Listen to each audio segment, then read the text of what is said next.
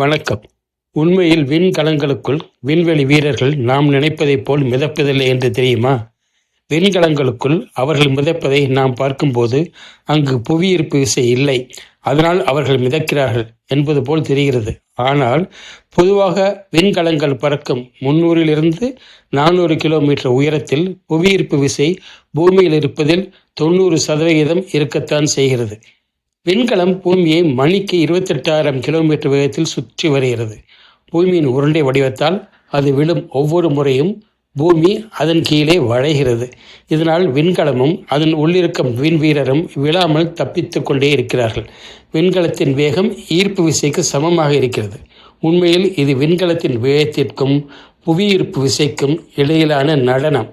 அவர்கள் விழாமல் பறந்து கொண்டே ஒவ்வொரு வினாடியும் தரையில் விழுவதிலிருந்து தப்பித்து கொண்டே இருக்கிறார்கள்.